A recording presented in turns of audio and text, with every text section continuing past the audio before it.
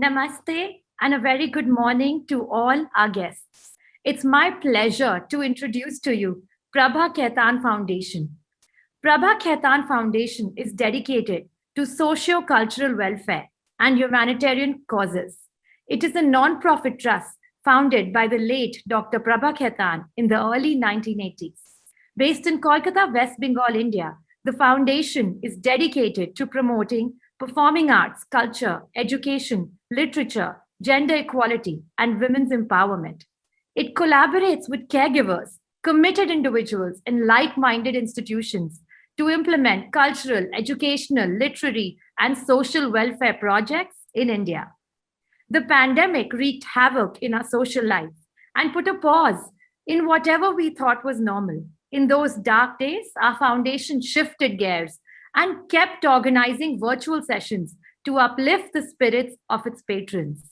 Till now, we have conducted more than 800 virtual sessions. We're currently present in more than 35 cities all over India, as well as internationally in Oxford, Oslo, Birmingham, and New York. And we are presently launching Canada with this. The foundation nurtures several initiatives to promote literature, culture, and heritage, social welfare, basic education, and women empowerment. Some of its initiatives are Kitaab, which provides a platform to launch new books, Akhar, that primarily promotes Indian authors who write in regional languages, Ek Mulakat, an exclusive initiative for artists, achievers, cultural aficionados, or thinkers, Sur or Saaz, where an insight is provided into the life and works of talented traditional musicians and performing artists through arresting conversations and many more. Stalwarts such as Dr. Shashi Tharoor, Jairam Ramesh, Sir Jeffrey Archer, Anupam Kher, Ruskin Bond, Jackie Shroff, Kailash Kher, Shubha Mudkal, Sudha Murthy, Chetan Bhagat, Surendra Mohan Tripathi, Veer Sanghvi, Prem Prakashji, Kabir Bedi, Rakesh Om Prakash Mehra have adorned our sessions and enriched us with their knowledge and shared their experiences with us. Our founder, late Dr. Prabha Khaitan, was actively involved in initiatives that further the cause of women empowerment, be it one's sense of self-worth, the ability to determine their own choices, or their right to influence social change. The foundation continues daily to encourage gender equality and women empowerment. Born out of the foundation's focus on women's empowerment is Ehsaas, which is a conglomeration of women from various walks of life across India who work for the betterment of society and inspire others to do the same. The foundation believes that the women of today are truly the catalysts for change for tomorrow. We are honored to host this Kitaab initiative of author Prem Prakash by His Excellency Mr. Ajay Bisaria and all the eminent panelists and guests. I now request Ms. Rupendra Bains to take the proceedings of the evening forward. Thank you, Kirti and the Prabha Khaitan Foundation. It's a pleasure to be on the same platform as you guys. And first of all, good morning, good afternoon, and good evening to everybody as we're coming in through different time zones and regions of the world. Today we gather here to release the Reporting India 70-year journey as a journalist by Mr. Prem Prakash. Technology has made it possible so that even though we're so far away, we are near. Generally, as everybody knows, book releases are done on the weekends or in the evening. But keeping in mind different regions and time zones, we've chose to do it this morning as we're all fresh early in the morning. And today's agenda will be my introduction of the panelists, author of the book, introduction of our chief guest by Mr. Vivek, release of the book, and some questions from the panelists and the audience to Premji. And before I say anything, let me say something about myself. Even though many of you already know me, but today we have so many friends from far away and near and from different cities. So I here I go. My name is Rupinder Ruhair Bains. I'm the publisher and editor of Indo-Canadian Times, Punjabi weekly newspaper, serving Canada for the last 44 years. Indo-Canadian Times is a family-based newspaper. It is one of the oldest and the most prestigious Punjabi newspaper based in Canada. A home to largest Indian origin people in North America. My father, Tara Singh here, late Tara Singh here, he was the editor of Indo-Canadian Times. He was assassinated in 1998 in British Columbia, Canada. He was to be a witness for Air India trial, bombing trial. After my father's death, Premji came to interview me, so that's how we met. And a little bit background on me is I've served on a number of committees for non-profit organizations. I've also been a member of Cultural Advisory Committee to RCMP's Commanding Officer of E Division, Board of Trade Canada.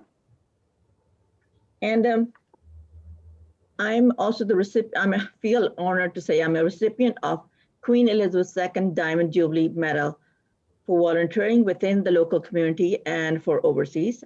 And I've lived in British Columbia since 1972. Today, with me will be the panelists, Mr. Vivek Sivaker, founder, director, and the current and CEO of BC India Business Network. Vivek ji is well known with the Indian community here in Canada and in India. He is also, I feel honored to say, is a recipient of our prestigious Queen Elizabeth II Diamond Jubilee Medal given by the Governor General of Canada for his services and dedication to peers, community, and Canada. He served as an advisory member to such organizations as Simon Fraser University, India Advisory Council, Canada-India Business Council, Trinity Western University Advisory Council, and Pacific Link College Chairman Advisory Board. Before I turn the mic over to Vivek, I would like to say who will be introducing our chief guest. I would like to say a little bit about Premji, whose book we are releasing today. Some of you have had the chance to read his book. Others, after this release, will be anxious to go out to Amazon and buy his book. Premji is the founder and chairman of ANI. He's a veteran Indian journalist. He's reported major events in India and subcontinent from 1950s to the turn of century. Throughout his career, he's worked with well-known broadcasters in France, Germany, US, and England. And there might be some others which I have not mentioned. He's covered some major stories of post-independent India, including covering Indo-China War and 1965 Indian War against Pakistan. He has interacted and interviewed every Prime Minister of India. The book, Reporting India, highlights that, but his interaction with the Prime Minister of India, that's just the tip of the iceberg. He's way more. What he's done, what he's accomplished as a photographer, as a pioneer film cameraman, as a columnist. He's ventured out into areas that nobody can imagine of going, into Afghanistan, into Pakistan. And at the time when the economy was stable, unstable, both stable and unstable, and when there was threats of war all around him, what can I say? Everybody has to read the book to see what risks he took. He's a daredevil. This memoir of his 70-year journey as a journalist is an amazing account of hair-raising, gut-wrenching journey for the readers. Of the 17 chapters, and every single chapter is more interesting than the last one. Ladies and gentlemen, hold on to your seat. I would like to call upon Vivek ji to introduce our chief guest now. Vivek ji. Good evening, India, and good morning, Canada, and a wonderful day to everyone else all over the world who are watching this event. Thank you all for coming here today. It is my privilege to introduce today our chief guest, His Excellency Mr. Ajay Bisaria, India's High Commissioner to Canada. His Excellency, apart from anything else, is one of the greatest supporters of Indo-Canadian trade, business, culture, heritage, etc. He's always been a pillar of strength to all of us here. Sri Ajay Bisaria has been the High Commissioner of India in Canada since March 2020. He's a career diplomat who has earlier served as High Commissioner of India to Pakistan and as an ambassador to Poland and Lithuania.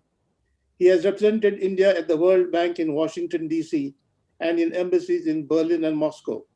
He served in various capacities in India in the Ministry of External Affairs, Department of Commerce, and the Prime Minister's Office. He has a bachelor's degree in economics, an MBA and an IIM from IIM Calcutta, and a master's degree in public policy from Princeton University. I present to you now His Excellency Sri Ajay Bisaria, High Commissioner of India in Ottawa. He represents India in Canada. And over to him, and he will then, after his talk, release the book in Canada officially. Thank you. So, the mic is yours. Thank you very much. Namaskar. Greetings to everyone across the globe. Good morning to friends joining in from Canada. Good evening, India. It's great to be here. Thank you, Prem Prakash ji, for this book that you've given us. Thank you, Vivek Sivaker ji, and thank you, Rupinder Hairbrands ji, for your words. It's great to be part of this launch this morning. And I must begin by saying that I read the book last evening. Earlier, I had just glanced through it. And it's such a delightful read. It's a story in many ways of India. We are celebrating Azadi Ka Amrit Mahotsav, 75 years of India. So to me, the narrative of the book runs on two parallel tracks. It is the story of the evolution of India and its several prime ministers who form key anchors of the story. And at the same time, it is the story of a remarkable man, Prem Prakash ji, whose professional career spanned across 7 decades and more. And he looked at much of these events, and it's a juxtaposition of an eyewitness account with an assessment of what India was at different phases of time. So I find the book fascinating for that reason. It's also a very easy read and comfortably written and comfortably broken into chapters. So it's a pleasure to be able to present this story also today to a Canadian audience. And I can only add that on a personal note, I look back when I read this book at my own journey in the government of India for 34 years. So as Prem Prakash ji describes each of the prime ministers and their peculiarities and their foibles at particular instances and particular points of history, I came of age in Mrs. Gandhi's times, and when I joined the government, it was Prime Minister Rajiv Gandhi's government, and thereafter I've seen this evolve in multiple ways. I've, of course, worked very closely with Prime Minister Vajpayee in his 6 years in government as his private secretary. So there's a great deal of resonance in this story and in this story, which is so well told. And I think it goes beyond being a story of India. It's also, in many ways, a universal story, something that not just Indians abroad, but anyone who would like to understand India would like to see and read and get familiar with several of the episodes. I think at this point of time, when we celebrate 75 years of India, we are also celebrating 75 years of Indo-Canadian relations. And this is a very strong partnership between two countries, which has now reached a point of strategic partnership. We have a very strong people-to-people links as represented in this panel as well, but the 1.7 million Indians here in Canada today, or people of Indian origin, I think in multiple ways, this is a book which resonates with all of us. It tells the story of India, and it talks of the twists and turns we've taken to get to this, I think, very comfortable position in the 21st century, when much of what will happen in the next few decades will not only belong to India, but will be determined by India. So thank you very much for making me part of this. And I'm in your hands. Should we just release the book right now? Please advise me. Absolutely. Thank you so much, sir, for those inspiring words. I would now request His Excellency Mr. Ajay Bilsaria ji to launch Reporting India by author Prem Prakash. And to this end, I also invite all the esteemed panelists to hold up the book for the launch. So I'm delighted to launch this book today in Canada. Thank you. Thank you. Rupinder ji, the floor is yours. Thank you. And we look forward. Thank you, Ajay ji. Prem ji, congratulations. Thank you. And now if I can start off with some questions.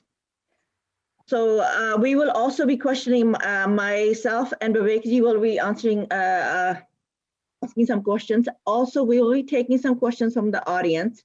If you can type on your chat, say the questions you would like to ask Prem ji. My first question, Prem ji, is, after India's defeat to China in 1962 due to Prime Minister Pandit Nehru's fault, was it Pandit Nehru's fault? No, I don't think. First of all, my grateful thanks to His Excellency Ajay Bisaria for launching my book. Sir, I'm grateful to you. Thank you very much, and all of you there in Canada. Now, replying to your question, you see, it was a difficult time for India. Panditji felt, as I saw it, because I used to be very regular at his home, that this whole thing could be solved diplomatically. And also, somewhere he felt that the world had seen so much cruelty during World War II that it won't resort to wars to solve political problems. The decisions he took about Tibet, etc., were such that they came to bite us later on. The China was not the country that would respond to niceties of diplomacy. So therefore, I have always believed that it wasn't really his fault, but it happened. How did we go from China, Hindi, China bye to being enemies? How did that come about? Well, that happened because 9 of our policemen were killed in Tibet, in Ladakh, when they were patrolling. That finished it. And the Chinese were so cruel in a way that they delivered their bodies on the birthday of the Prime Minister Nehru. You can't do that. But they did it. That shows what kind of people they are, or they were. What would you say about the signing of the Tashkent Declaration? You know, where As I mentioned in my book, Mhm. that all came as a big surprise to us, all the media that were covering, because we had been told that it wasn't being signed, and all the media people had been told, look, you guys can go to the market if you want to do any shopping. Although there was hardly any shopping one could do in Soviet Union of those days. So we were in the market when suddenly the Soviet officials came rushing and said the deal was about to be signed. This fact is, as I mentioned in my book, Soviet Union was putting very heavy pressure on India to sign the deal. The signing was not that much of a problem, but the problem was that they wanted us to give back the territories that the Indian army had won with great valor. For example, I climbed on the Haji Pir, and I knew what it meant. How many of our men were killed, and what a tough fight it was to capture that Haji Pir. And losing Haji Pir has meant that we are in trouble till today, because most infiltration takes via that place. So it came as a big surprise, and that's what do you think caused it? What do you feel led to that? I've not been able to find out. Nobody has been able to tell us what led to that. But the simple fact is that the pressure of the Soviets was such. And remember, they were the ones who were supplying us arms at that time. The Soviets thought that they could wean Pakistan away by obliging them, by getting them back all the territories from us, which they failed. Pakistan is a double dealer all the time. Was there pressure from the US? Do you think? No, I don't think so. What was the mystery surrounding Sastri's death? Again, I mentioned in the book that myself and Mr. N.S. Thapa, who was the head of films division later on, we were the two who went to Shastriji's dacha, or his hut, at night, met him. He seemed perfectly okay. But what was surprising was that many of his officials were not there, including his doctor. Huh. Shastriji was a very friendly, generous person. He just let them go if they wanted to go out or something. And when the phone call came, I think it was around 1 a.m. or 2 a.m., that your prime minister is dead, it came as a rude shock. You see, there are many things. I still have my serious doubts as to how he was killed and what happened. But also remember, he was a heart patient. And Tashkent is a very cold place. As a heart patient, he should never have been there. But he was there. That's it. Do you think he could have been assassinated? Beg your pardon? Do you think he could have been assassinated? Yes. He died in the arms of his Soviet guard. We know that. You know?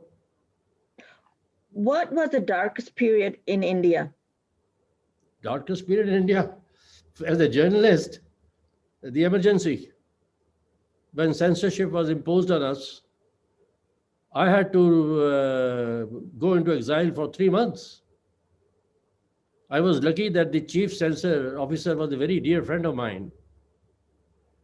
And as I mentioned in the book, he called me for lunch and just asked me, Prem, I want you to disappear.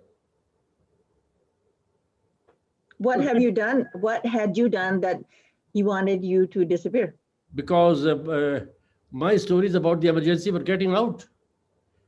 As he mentioned to me, Prem, you are too smart for my officers.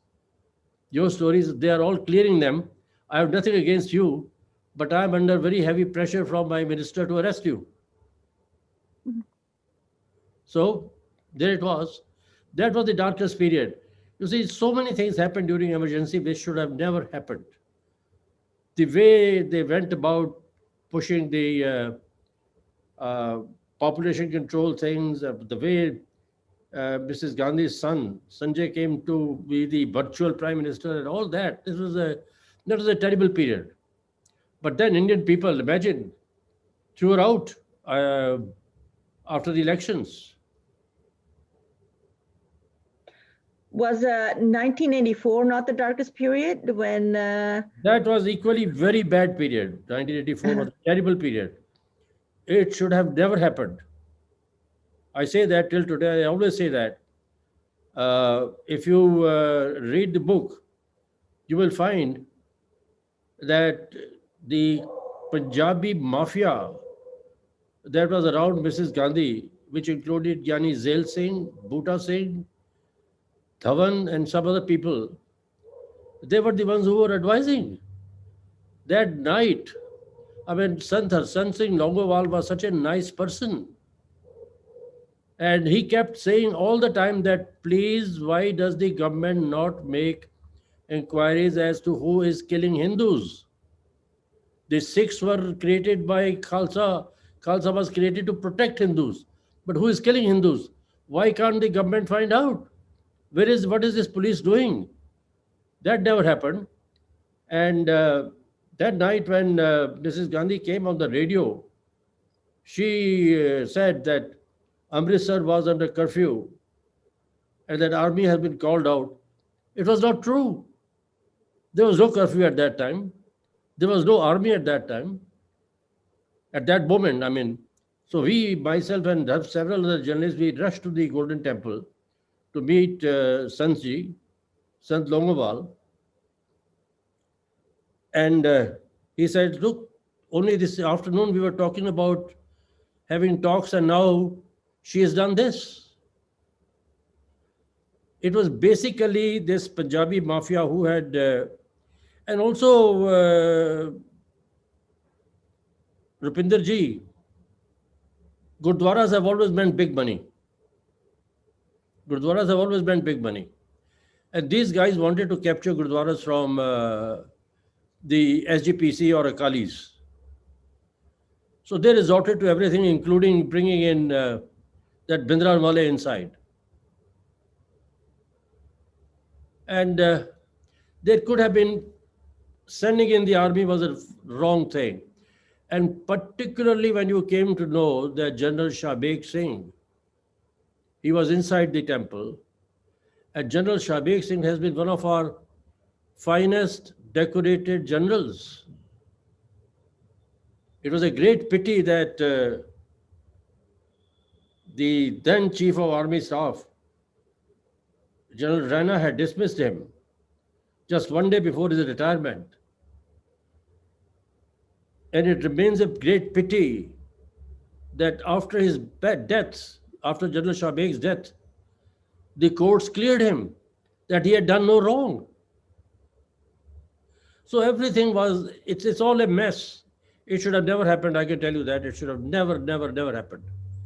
Thousands of lives were lost in Punjab and the rioting in Delhi, killing of the Sikhs. Yes. No, killing of the Sikhs happened after Mrs. Gandhi's assassination. Yes. It should have also never happened. But again, it was provoked. It was provoked by third-rate Congress leadership like HKL Bhagat and company. So it doesn't matter who assassinated Indira Gandhi, you can't take it on innocent people. You can't take it. You can't. It's not that the people in India are not unhappy about it. People of India continue to be very unhappy about it. And I can assure you, at least in North India and Punjab, I mean, thank God that we Punjabis, whether Hindus or Sikhs, are one. And therefore, nothing could go wrong amongst us. But I only blame the rulers from other parts of India in Delhi who didn't understand the Punjabi relationships. Chalo, What do what did you meant by kitchen cabinet around Indira Gandhi? Oh, those were people like Gujral Saab and so on. A few young people who were advising her. That's right. Yeah. Vivekji, They were would nice do you people. have some question? Yes. Vivekji, yeah, go ahead. Yeah. Mr. Prem Prakashji, you have written a fantastic book. It is a story of India, actually, the birth of India and how it's today. I wanted to know, you have seen all the 14 prime ministers. Who amongst them was your most favorite prime minister? Who do you think? This is a very tough question. I'll say this, that my relationship was very was comfortable with all of them, to be honest with you, because I treated them all as human beings.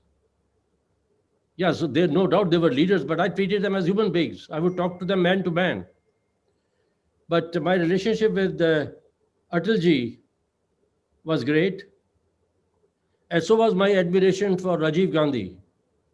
India would have been a totally different place if Rajiv Gandhi had not been assassinated.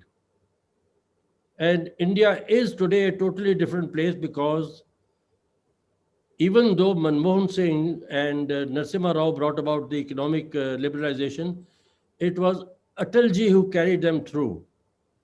It was, if you notice clearly, it is Atalji's period which saw India's growth. So actually, it was a jugalbandi between Rajiv Gandhi and Atal Bihari Vajpayee ji, who took this development, the revolution in India, or the change for the better, for industrialization, etc. The change in policies, they did it together in harmony. I would say, Vivekji, all the prime minister did that.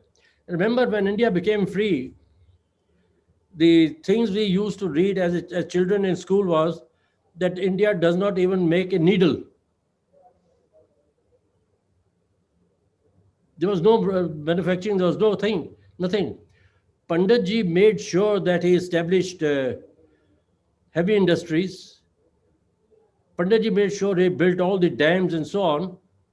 And the great thing that I remember myself, and it used to be fun, was traveling with him over the weekends.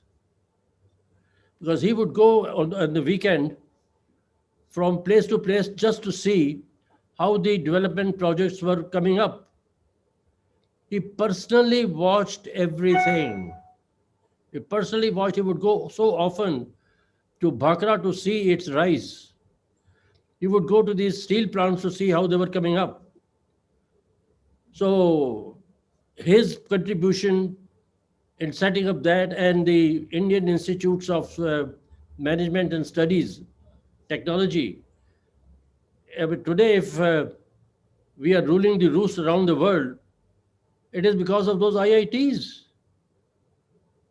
So I would say all the Indian prime ministers, we have been very lucky with them, barring that little period when, like Italy, we had one after the other. Yeah. But Vivekji, Ajayji would like to ask one question. Go ahead, Ajayji. Yeah, so Prakashji, I wanted to ask you about Afghanistan. You know, one of the most interesting chapters in your book is Afghanistan, and you visited there so many times in the 70s and again in the 80s, the 90s. So given the current events, how do you think the situation is different from the one you saw in the 1990s? You see, Ajayji, I have watched Afghanistan in very happy days.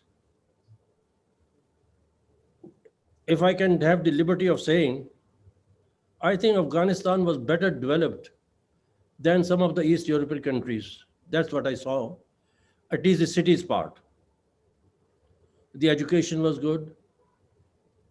Afghani had a great value. And remember, Afghans are very clever businessmen. Now, Afghanistan really became a victim of the Cold War. Dawood had taken Afghanistan so close towards Soviet Union,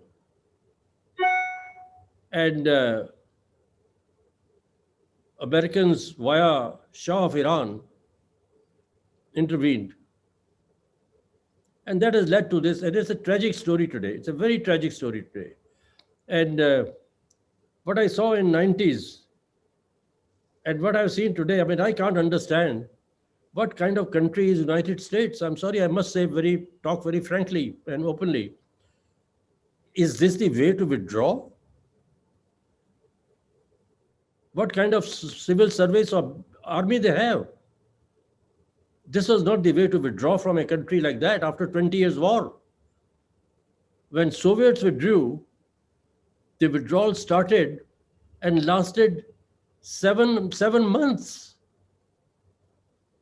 Decent, proper withdrawal. There was proper ceremony in Kabul, and they moved very smartly out of their army moved out of Afghanistan smartly. But what Biden has done, he has fought Taliban and handed Afghanistan back to Taliban. Did he not realize what was going on or what would happen? We have all read and now know that his intelligence had told him this can happen, and yet he did it. Why? I suppose, like politicians, he had made a commitment to bring the boys back. Typical American slogan, bring the boys back. Come on, come on. The boys are meant to fight, they better fight. And I personally see Afghanistan today. I'm just in the midst of writing a book on tragedy of Afghanistan. That's the title of my next book. I finished 6 chapters, and I'll send you once it is completed. I personally feel Afghanistan is heading towards a terrible period, unless somehow or the other countries like ours move in. Afghans have a great respect for us. Again, Ajayji, you would know, the Western journalists, Western authors never seem to recognize the fact that in history it was only Ranjit Singh who captured Afghanistan. They never seem to mention him. They only mention their own bloody defeats. I'm sorry using this strong word. They only seem to mention their own defeats. But it was Ranjit Singh who not only captured Afghanistan, but quickly signed a friendship agreement with them, took away Peshawar from them. Peshawar Valley, Peshawar was their winter capital, took away Darra Khyber Pass from them, took the borders of Punjab into Torkham, into the plains of Jalalabad, because he wanted to ensure security for Punjab. And he did it. He did it. So Americans have failed. Russians were really there to help the Afghan government. They were not there to fight a proxy war. The proxy war was carried out by America, CIA, Pakistan, and Saudi Arabia against Soviets. So that's the way I see it. I see personally that Afghanistan has been pushed back into Stone Age. I do not see the present set of Taliban, even though there are a couple of leaders amongst them who have come out of Indian Military Academy and know India well. They are speaking well.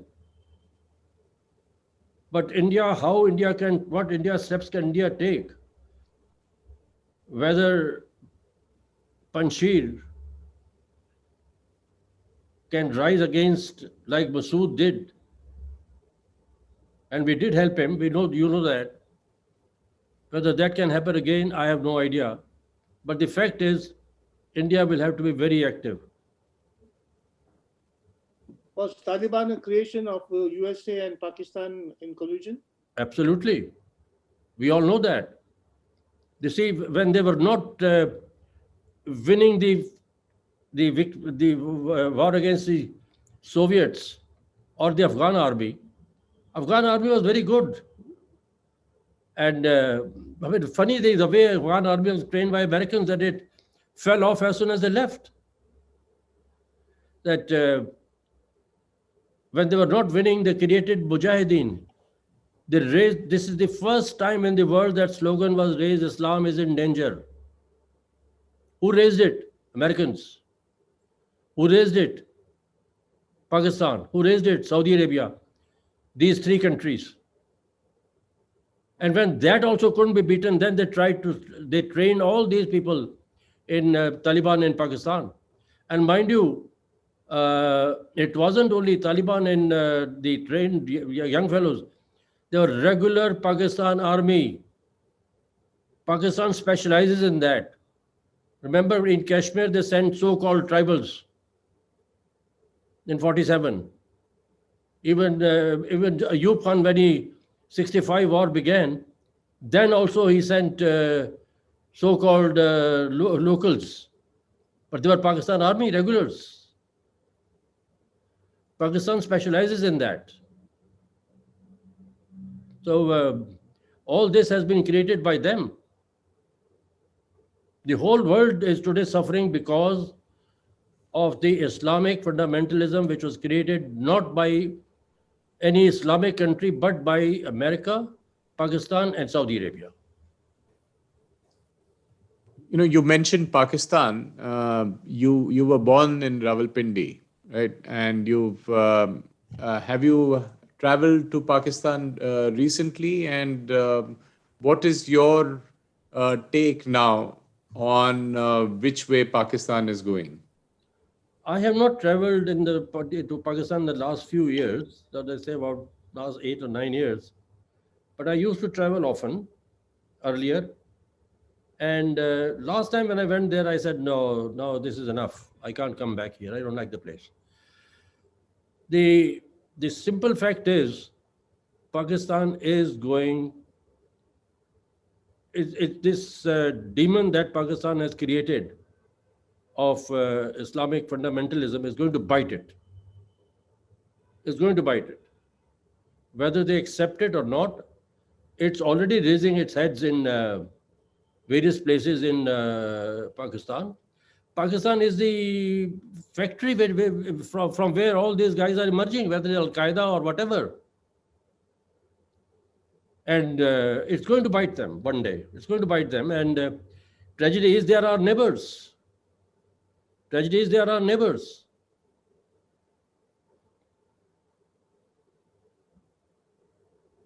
That's the way I see it, Ajayji. Thank you.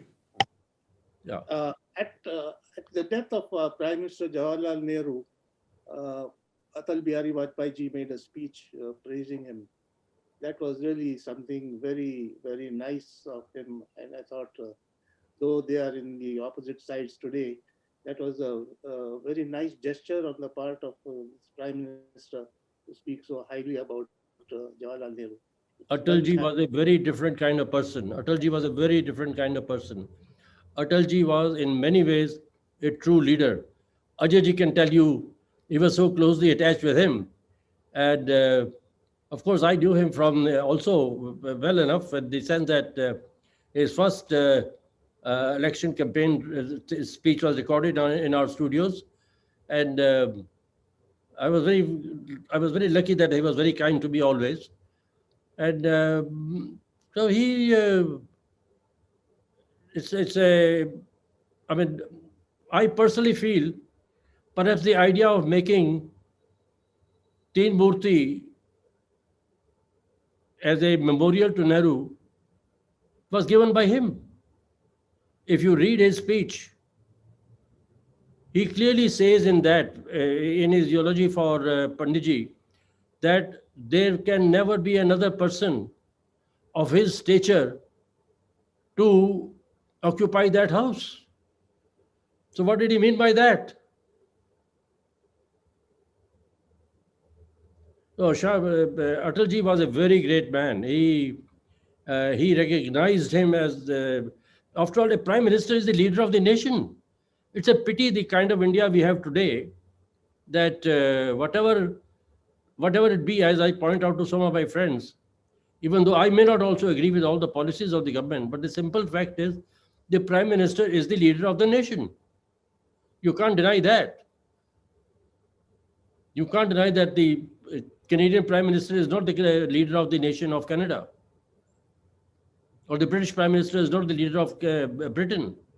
Similarly, Indian prime minister is the leader of Indian nation. And Atalji recognized it, Atalji respected it. Premji, you Ji. took lots of risk when you were sneaking in to get the stories from Pakistan and to Afghanistan. Why did you put your life into jeopardy so many times? You see, Rupinder, you are a journalist. Mhm. It would have been easy for me if I were only writing, to sit in Calcutta, enjoy my whiskey, and write out whatever I wanted to write, based on sources, whether the source would be somebody equal to Ajay ji somewhere or whatever, but just get the source and have it, whether there was a telephone call or not, but write out the story and send it out. But if I had to report on what was going on in East Pakistan, I couldn't report it from Calcutta. Whether I liked it or not, the risk had to be taken. It was deliberate. I knew it. It's not that I didn't know it. My family was small. And because of that, I had even already, but my house, I put it in my wife's name. I said, in case something happens to me, my young wife and children should be safe. I've been lucky that Vaheguru and gods above protected me. And because on my first foray into East Pakistan, when I went to Jessore, I remember I was an Indian, and my stories were a part. There was no television in India at that time, very limited, and my stories were going all over the world. The world was going to see through my eyes what was happening. So I had to assure the world that I was there. I even went to the railway station at Jessore to tell them that this is the location. When I came back, there was a military officer from the Fort William. Fort William is the headquarters of the Eastern Command of India in Calcutta. He was waiting at the border and he asked me, "Where have you been?" I told him, and he said, "No. Sardar ji, see, झूठ बोलना पे मैं कहा नहीं sir झूठ नहीं बोल रहा." Then I told him, I explained to him through my hand that this is where I went. On the left side there was a barricade. Then his face fell. He said, "Oh my God, you've been there. You know what? That barricade was of the Pakistan army. You are lucky." So one has been that close. On another occasion, in Khulna, the guy who was showing us, taking us around, he took us straight to the police station. It was lucky that I saw the face of the police, head of the police there. He was a Bihari, and Biharis were being killed by the Bengalis because Biharis are Urdu speaking. Anyway, we came out from there. The next spot we are taken is to the house of the member of the National Assembly, the only Muslim leader who was elected from East Pakistan. Survived there also and managed to come back. So, as I said, God's above protected me, and that's how I'm here. That's Would you how do the same thing? Would you do the same thing? Would you make the same decision now? Well, now I'm not in the field, but all I can tell you If you is were. all I can tell you is that some of the boys and girls at the ANI are doing that.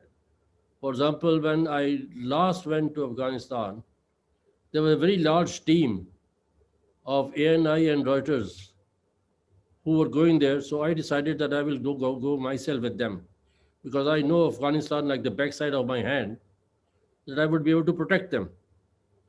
This young girl comes back with a fantastic footage of Taliban marching towards Kabul. Great story, great footage. I looked at it carefully and I asked Soumya, Beta, come here, I show you something. I said, you said Taliban? She said, yes. I said, this is regular Pakistan army. Look at the way they're holding their guns. Look at the way they're marching. She said, yes, sir. Now I see it. So it's all there. I mean, she was taking that risk. I said, please, next time don't do that because it was regular army that didn't touch you. But don't do that. So it's all there. The young boys and girls are even now taking risk. Look at the Reuters man was killed in Afghanistan recently. It happened. It happens. It happens. I still have an image of you when you carry that 27, 28 kilos of watermelons on your back. Tell us about that. That was that's the lighter side of life. That's lighter side of life, because you see, remember those days at the early independence, pre-independence days, those watermelons used to come from Central Asia. Mm-hmm. So I saw it for the first time. So I naturally, I thought I'll carry one for my family, one for somebody, my the daughter-in-law's family, one for my daughter's family. So three of them, they were heavy. They were heavy. Yes. I think the conversation has been so insightful and so intriguing that everyone is truly waiting to jump into the pages of the book. We have a few questions from the audience as well, Prem Prakash ji. So I'm reading out a question from Dr. Satwinder Kaur Bains from South Asian Studies Institute. He asks, you have written an amazing first-hand account as a camera journalist. How has the coverage of Pakistan and India, past and ongoing conflict that you undertook, informed your ideas about the value of Indian democracy today? Once again, can you repeat the question? Sure. You have written an amazing first-hand account as a camera journalist. How has the coverage of Pakistan-India conflict that you undertook informed your ideas about the value of Indian democracy today? You see, what is the name of the gentleman who asked? Dr. Satwinder Kaur Bains. It's female. Right. Okay. So, Srindarji, you see, Pakistan has hardly ever been democracy. We all know that. It's run by army there. Look at this right now. Also, they are having trouble inside about appointment of the head of their intelligence service between army and the so-called elected prime minister. As far as India is concerned, we have been very lucky, whether it is our civilization. Also remember, even Sikh gurus have taught us that. Our civilization is based on democracy. Our whole civilization is based on democracy, India's civilization. And we were lucky that our founding fathers of this new India were able to complete the constitution. Not only that, that Prime Minister Nehru was able to conduct 3 elections in his lifetime, which gave a habit to the people of India to go to the polls. It was we who could, at one stage, one thought when the emergency took place, that it would never go. Perhaps they have moved on to dictatorship. No. The people of India were not accepting it. And what we came to know later on was that when talks began to emerge, that in the army messes, there was a chat going on among the officers that they were perhaps helping an illegal government to stay in power. That's when the decision was taken to call for elections. So Indian democracy is strong. Absolutely. Thank you, Prem Prakash ji. Sanjeev ji wants to know that how do you see the India of today? India of today is, just imagine we have managed this COVID so well. We are today supposed to be touching 100 crores of vaccinations. So India of today is pretty well organized. India of today is, we may have problems because remember, we are so many different, not only so many different religions in the country, so many different cultures in the country. Yet we all live peacefully. There can be occasional battle here or a battle there or a fight here or a fight there. That will always happen in a large country of this size where there is democracy. Beautifully said, Prem Prakash ji. Thank you so much. And after hearing the scintillating conversation, it's evident that reporting India is the culmination of the many years of Mr. Prakash's service to the world, always covering the most impactful stories in Indian history after putting himself directly into the ring of fire to bear first-hand witness to natural calamities, wars, military coups, and insurgencies. As the session comes to an end, I would like to thank Mr. Prem Prakash for not just this invigorating conversation, but also for penning his journey for generations to benefit from.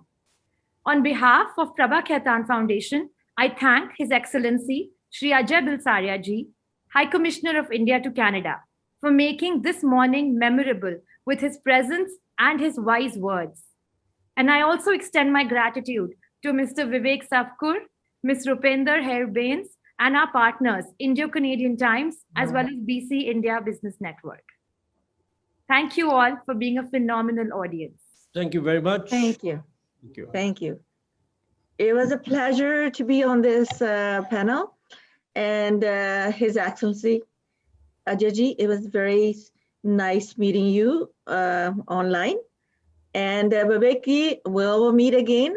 Premji, this book is a winner, definitely a winner. Thank you. We look forward to the next one. Well, that's about Afghanistan, so it'll be there soon. It'll be there soon, I hope. I'm sure there'll be lighter version of it as well as everything else. The way you write, you make everything so interesting, light to read, and then you can just skip through the book, enjoy the book, and thank you. You're very kind. You're very kind, Rupinder.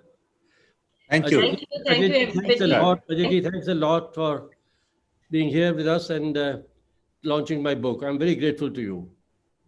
Thank you. It was a pleasure. Thank you.